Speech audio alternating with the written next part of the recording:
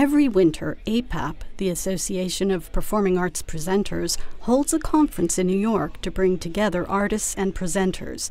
A French delegation is always on hand. This year's groups included the work of French choreographer Alain Buffard, whose latest production is titled Baron Samedi. David Thompson, an American performer in the French troupe, tells Canapé about the piece and its international cast. My name is David Thompson, and I'm a member of this particular project with Alain Buffard called Baron Samedi. I've been working with him since September of 2011. That's when we started the project, and we premiered the piece in April of 2012 in Nîmes, France. Hey! Speak to me! Baron Samedi is sort of a mix of two separate inspirations for Alain. One is the music of Kurt Weill, and the other is Carnaval, particularly Haitian Carnaval, and the idea of transformation which links them both. And the title character Baron Samedi is a main god, one of the big gods in Haitian voodoo. And he keeps the doors between life and death and other things as well.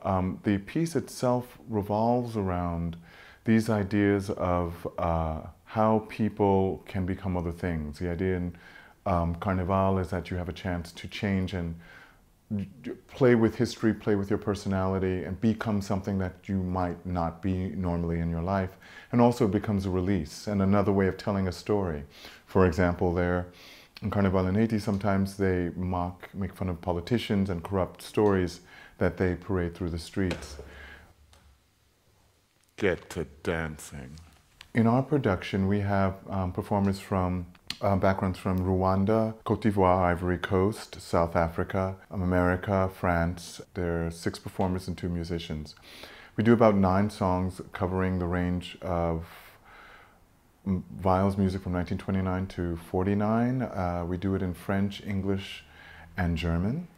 And there's text as well related, interspersed between the songs, little contextual things that speak of the diaspora, of colonization, playing with this idea of this parallel underbelly of society and corruption and power, of how people manipulate that, which also speaks to society in Africa at this point in time. Treat me right, baby, and I'll come home every day.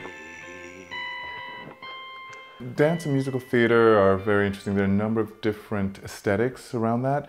And what I found, and one of the things that inspired me when I first started rehearsing with them, was that we would improvise, mapping our own lives, or mapping the histories of our countries of origin.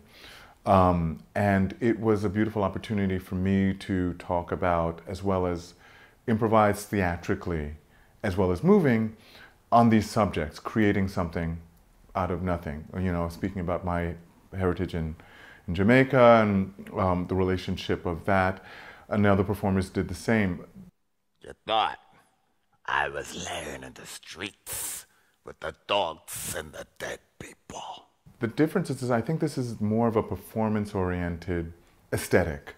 It's not musical theater. There is actually one song that was on Broadway from I'm a Stranger in This Land, which was sung by Mary Martin. But normally, I would say we're singing the songs in different contexts, but there's a performance edge to it in what we're doing physically and what our focus is, I would say.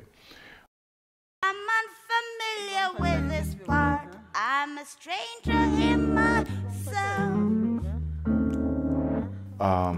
I think in working internationally, I found that the context that we're playing in with this piece was set up around France in one way for them to understand. It's much more of a colonial relationship when it comes to, say, black and white, for lack of a better terminology. When we come into America, it's going to be recontextualized because we don't have that same kind of relationship. And so to find those markers that will resonate for the audience, we're going to have to change a bit of the text. I think working internationally has been a boon, just in looking at how people work there and the support for the artists that they get. And, you know, for example, working in New York, I've born and raised in New York. I've been working here for over 30 years and professionally, and it's a hustle.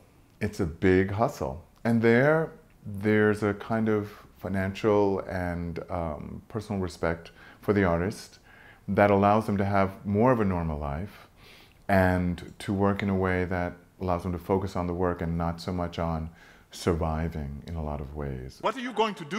Qu'est-ce que tu vas faire? I need a dollar is what I J'ai besoin d'un dollar. Damn right.